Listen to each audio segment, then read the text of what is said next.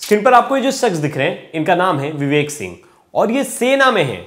ये सेना के जवान हैं और छुट्टी पर अपने घर आए थे और अपनी चचेरी बहन की शादी को अटेंड कर रहे थे। इस बीच ये शादी से निकलते हैं और अपनी कार से जब अपने घर की तरफ लौट रहे होते तभी रास्ते में इन्हें एक स्कॉर्पियो कार मिल जाती है। स्कॉर्पियो कार इनको ओवरटेक करने के लिए बार बार हॉर्न देती है, जिसके बाद ये अपनी गाड़ी आगे रुका देते, बोलते बार बार हॉर्न क्यों दे रहा है। ओवरटेक को लेकर इनकी बहस होती है और बहस किससे होती है? एक पुलिस दरोगा से।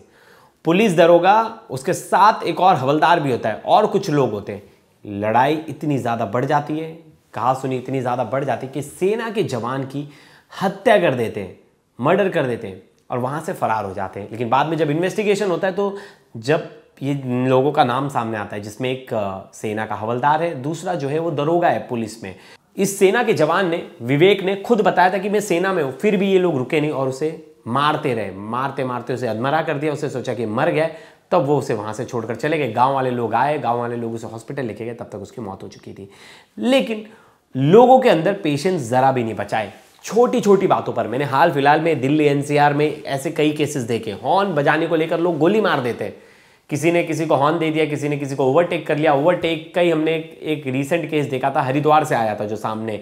वहाँ जो पूर्व वहाँ के चीफ सेक्रेटरी हैं उत्तराखंड के, उनके बेटे को एक पॉलिटिशियन का बेटा हॉर्न देता है गाड़ी और वो जगह नहीं देता तो उसको ओवरटेक करके उसको बहुत मारता है। इतना जल्दी लोगों के अंदर ये गुस्सा, और उस गुस्से के चक्कर में लोग किसी की भी हत्या कर दे रहे हैं। अगर एक आदमी होता, अगर वन मैन लड़ाई होती वो सेना के जवान की और उस पुलिस दरोगा की, तो वो दरोगा को नानी याद दिला देता। लेकिन यहाँ बात थी कि 5 लोगों ने मिलकर एक जवान की हत्या कर दी, मिलकर मारा उसे। क्या है ये पूरी स्टोरी, इस वीडियो में जानेंगे डिटेल में। कौन है विवेक सिंह, ये जो दरोगा है वो कौन है, और राजकुमार पांडे जो पुलिस वाला है वो कौन है, और इन लोग कहाँ से आ रहे थे, क्यों जा रहे थे, लड़ाई कैसे शुरुआत हुई, सब डिटेल में बताऊंगा आपको। इस लास्ट तक इस वीडियो में बने रहिएगा। नमस्कार, मेरा नाम है प्रवेश पांडे और आप देख रहे हो क्राइम तक। 28 साल का विवेक सिंह कुछ साल पहले ही सेना में भर्ती हुआ था और सेना में इसको अच्छी पोस्ट मिली थी इंटेलिजेंस डिपार्टमेंट में। इंटेलिजेंस डिपार्टमेंट का काम होता है कि देश विदेश में जो भी गतिविधियां हो रही हैं, कोई टेररिस्ट ऑर्गेनाइजेशन कुछ भी है, अगर भारत की सेना के खिलाफ या किसी भी ऐसी मुहिम में वो प्लान कर रहा है तो उसकी इन्फॉर्मेशन निकालना और इंटरनल इन्फॉर्मेशन निकालना कि कोई लोग हमारे तो शामिल नहीं, कोई गुप्तचर भारत में तो नहीं। ऐसे इंपॉर्टेंट पोर्टफोलियो पर विवेक कार्यरत थे। इनका गाँव जो है धरवारा करछाना है, जो कि प्रयागराज में ही है, और ये दिल्ली में तैनात हैं। इनके जो पिता हैं वो उमाकांत सिंह और वो भी सूबेदार थे, रिटायर्ड सूबेदार थे।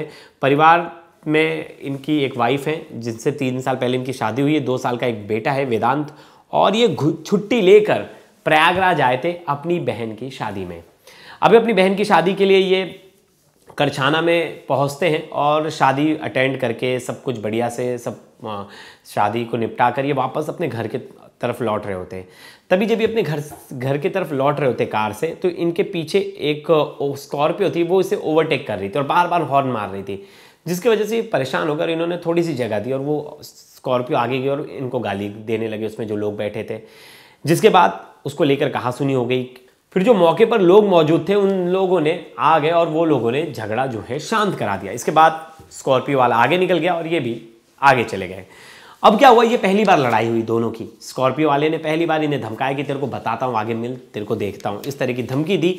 सेना के जवान विवेक सिंह ने सोचा कि ये क्या ही कर लेंगे, देख लूँगा आगे में अगर ये मुझे मिलेंगे भी तो। विवाद शांत हो गया था। विवेक कार में बैठ गया था और जैसे ही निकलने वाले थे वैसे तभी स्कॉर्पियो में 5 लोग बैठे थे, जिसमें दिनेश कुमार यादव, राजीव कुमार ठाकुर, राजू अघारी और भाईलाल यादव और दरोगा राजकमल पांडे थे। ये लोग कार से उतरे थोड़े दूरी और सभी ने मिलकर विवेक को मारना शुरू कर दिया और कार से घसीट कर निकाला बाहर, डंडे से। किसी के पास असला था, बंदूक था, उसके रॉड से और लोहे के रॉड से इतना मारा, सर पर इतना मारा कि वो ज़मीन पर गिर गया और खून हो गया हर जगह। साथ में मौजूद जो उनके दोस्त थे करण सिंह, उन्होंने भी मदद के लिए गांव की तरफ भागे, क्योंकि ये 5 लोग थे, वो 2 थे, तो वो दोस्त जो था वो गांव की तरफ भागा मदद के लिए। हमलावर विवेक को मरा समझ लिए कि ये मर गया है और उसे इतना पीट दिया था कि अब उसे लगा कि ये मर गया और उसको छोड़कर वहीं चले गए। गांव वाले वहाँ पहुँचे और विवेक को अस्पताल लेके जाया गया। वहाँ हॉस्पिटल लेके जाया गया तो बताया गया कि केस बहुत सीरियस है, जिसके बाद उसे लखनऊ मिलिट्री हॉस्पिटल में एडमिट कराया गया। सोमवार को इलाज के दौरान विवेक की मौत हो गई। विवेक की मौत के बाद घर में मातम पसर गया। हर कोई हैरान था कि जिस बहन की शादी के लिए गया था, शादी के लिए आया था, अचानक से इसकी किसी से दुश्मनी नहीं थी। ऐसा कौन होगा जो इसकी हत्या कर देगा। लेकिन इसके दोस्त ने सब चीज़ें देखी थी, तो दोस्त ने बताया कि कैसे हमलावर आए। करण सिंह जो उसका दोस्त था साथ में, वो बताया कि कैसे लोग आए और इसे मारे। जिसके बाद पुलिस में FIR दर्ज कराई गई और ग्रामीण जो थे, लोकल गाँव वाले, वो पुलिस स्टेशन पहुँच गए और पुलिस स्टेशन का घेराव कर लिया। और सब ने एक ही मांग रखी कि जब तक सभी हत्यारे गिरफ्तार नहीं होंगे तब तक अंतिम संस्कार नहीं करेंगे। फिर बाद में दबाव बढ़ने लगा तो पुलिस ने तुरंत गिरफ्तारी की। इससे पहले मतलब पुलिस स्ट्रिक्ट एक्शन नहीं ले रही थी कि पता नहीं चल रहा था कि किसने हत्या की है, तो पुलिस ने इसके बाद जो है वो तुरंत इन लोगों को गिरफ्तार किया। तो विवेक के पिता ने शिकायत जो दर्ज कराई थी, अज्ञात के खिलाफ दर्ज कराई थी, लेकिन गाड़ी का नंबर इनके पास था। गाड़ी का नंबर ट्रेस करते करते पुलिस जो है आरोपियों तक पहुंच गई। तो उसमें जो पहला आरोपी था वो था राजकमल पांडे। ये तस्वीर देखिए, ये यूपी पुलिस में तैनात एक दरोगा है। इसकी हिम्मत देख रहे हो इस दरोगा की। ये पुलिस वाला खुद को बहुत बड़ा आदमी समझ रहा है। इसने उस सबसे पहला रॉड मारा था उसके सर पे। सोचिए, लोगों की हेल्प करने के लिए इन्हें पुलिस में नौकरी दी गई है, लोगों की मदद करने के लिए पुलिस में नौकरी दी गई है, और ये गुंडागर्दी कर रही है, ओवरटेक कर रहे हैं गाड़ी और सेना के जवान की हत्या कर दे रहे हैं। ये मिर्जापुर में तैनात था और इसके साथ एक राजवीर कुमार भी था जो कि खुद सेना में हवलदार था। मतलब सोचिए, खुद सेना में हवलदार है और एक अपने सेना के ही भाई की हत्या कर दी इसने। मतलब जो सेना में, इनके तो पूरे खानदान में किसी को नौकरी नहीं देनी चाहिए सरकारी सेना वगैरह में, क्योंकि इतना घनघोर अपराध किया है राजीव कुमार ने कि अपने ही से मतलब उस एक तरह से एक सैनिक दूसरे सैनिक को भाई मानते हैं और अपने ही साथ सेना में जो शख्स तैनात है उसकी तुमने हत्या कर दी। इसके साथ 3 लोग और थे, दिनेश कुमार यादव, राजवीर अग्रहरी, भाईलाल यादव। ये सभी आरोपी नैनी के चक्का क्षेत्र के रहने वाले थे। पुलिस ने सभी को अरेस्ट कर लिया है। अब DCP यमुनानगर विवेक चंद यादव ने कहा है कि सेना के जवान की मौत के मामले में पिता की शिकायत पर 5 लोगों को गिरफ्तार कर लिया गया, उनको पुलिस रिमांड में भेज दिया गया है। अब इस पे हम इनकी रिमांड लेंगे और पूछताछ करेंगे, क्या वजह थी, क्यों मारा, बाकी सब चीज़ें जो पुलिस इन्वेस्टिगेट करती है वो करेगी। इसके बाद इन्हें जुडिशियल कस्टडी पे भेज दिया जाएगा। लेकिन एक सेना के जवान की हत्या अपने आप में बहुत ही गंभीर मामला है, क्योंकि वो बता भी रहा है कि मैं सेना में हूँ, फिर भी लोग सुन नहीं रहे। वो पुलिस ऑफिसर सुन नहीं रहा, वो हवलदार जो है सुन नहीं रहा और वो उसे मारे जा रहा है। सोचिए कितना छोटा इशू है। आज के टाइम पे ओवरटेक करने के लिए भी हत्याएं हो रही है। ओवरटेक मतलब आप किसी को चलो जाओ यार, कर कोई हॉर्न दे रहा है, जाने दो उसे आगे। लेकिन मैंने नोएडा में ऐसा कई केस देखे, मेरे साथ ही एक बार हो चुका था। मैं बुलेट से जा रहा था, मेरे पीछे एक स्कॉर्पियो वाला था, उसने मुझे 4 बार हॉर्न दिया। 2 सेकंड में से तुरंत फटाफट मैंने साइड ले लिया, भाई ये मुझे ठोकना दे, इसलिए मैं जाने दो। लेकिन रैश ड्राइविंग के बहुत ज़्यादा केस है और मुझे लगता है ओवरटेकिंग, रैश ड्राइविंग, इसको लेकर भी सख्त कानून बनने चाहिए, क्योंकि हाल फिलहाल में इसको लेकर रोड रेज इतना ज़्यादा बढ़ रहा है, पूछिए मत। हमने हाल फिलहाल ऐसे कई केस देखे, छोटे से रोड रेज में किसी ने किसी को गोली मार दी, किसी ने किसी को निकाल कर पीट दिया। और सड़क पर लोग इतने गुस्से में क्यों रहते हैं? हर वक्त लोगों के अंदर एक तरह से कहते हैं गुस्सा सवार रहता है। छोटी सी बात पर, छोटी सी रेड लाइट की जंप करने के लिए सामने वाले से लड़ाई कर लिए, कोई किसी को गाली दे रहा है सड़क पर। थोड़ा सा काम रखिए, थोड़ा सा पेशेंस रखिए।